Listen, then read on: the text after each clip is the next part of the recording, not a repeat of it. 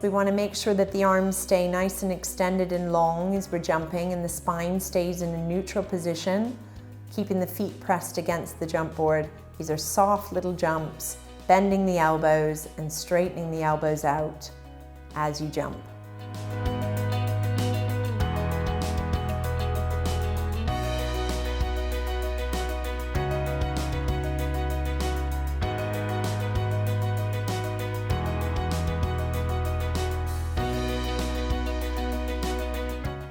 Carefully push away from your jump board, straightening through the elbows, and then as you land through your hands, bend the elbows to control the carriage.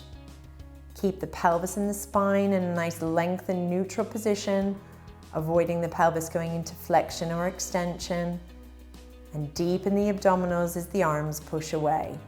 Keep the shoulders stable throughout, keeping connected to the feet on the shoulder rests.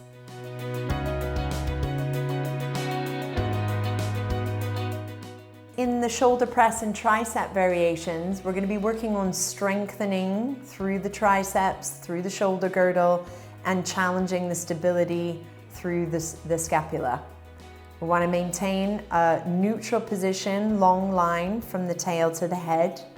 And as you're controlling the carriage in and out, make sure to control through the elbow joint and through the wrist joints to avoid compression.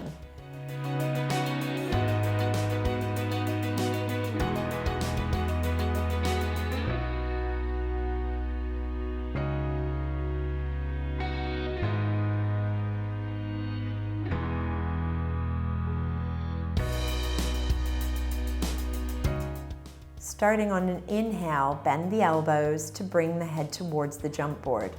Exhale to straighten the arms as you push the carriage away. Inhale in towards the jump board. Exhale to press and lengthen through the elbows. Change the hand position to the middle, parallel with your shoulders, and then exhale to straighten the elbows.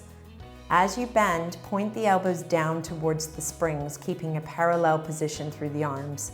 This will work through the triceps more in this variation. Keep the spine lengthened and neutral so the head and the tail are in a nice long line.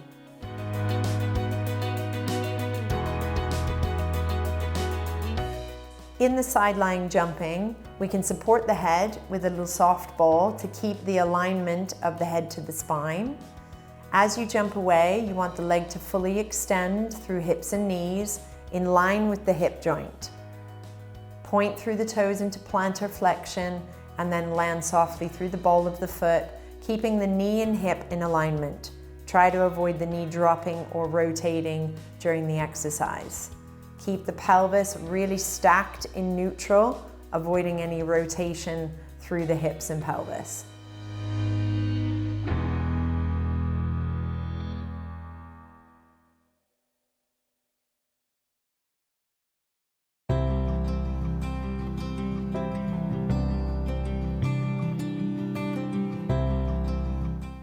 Exhale to press away from the jump board, straightening through your leg, plantar flexing through the ankle. Feel the elastic through the hip as you straighten the leg, connecting through the back of the leg into a long line through your hip. Soft landing, ball to heel as you land on the jump board. Try and keep the leg in line with the hip throughout the exercise, feeling stable and in control through your pelvis.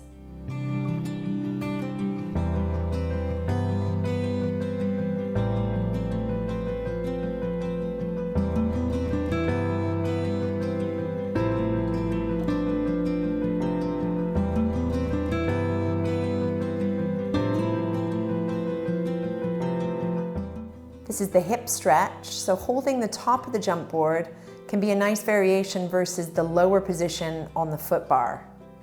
This allows the spine to stay in a nice upright position, and you can get the nice hip extension, pressing the foot into the shoulder rest, and have the platform and the foot there supported by the jump board. We can add in the hamstring stretch, so as you push the carriage away, straightening through the front leg, and there can still be that assistance of holding on to the top of the jump board. So it gives a nice ability to lengthen through the spine. In this variation where we lower the body down through the arms, I would recommend a lighter spring, make sure it's not too heavy. And this is a great lat stretch, so allowing the body to fall through the arms, keeping the arms straight and avoiding the ribs popping forwards. We want to keep a lengthened position through the spine and just feel that nice elastic stretch underneath the arms. This variation of the down stretch also allows us to get into a higher position, allows a little bit more focus on the thoracic extension, and it's less challenged through the hips by not having the hands so low on the foot bar. We want to keep the connection through the hip extensors, the inner thighs, and the obliques. This is a nice little version of the mermaid, so we don't have to have the supporting arm so low down, and it allows us to have a kneeling position versus the seated position with the hand on the foot bar. So those that struggle in the Z-sit position can use this as an alternative.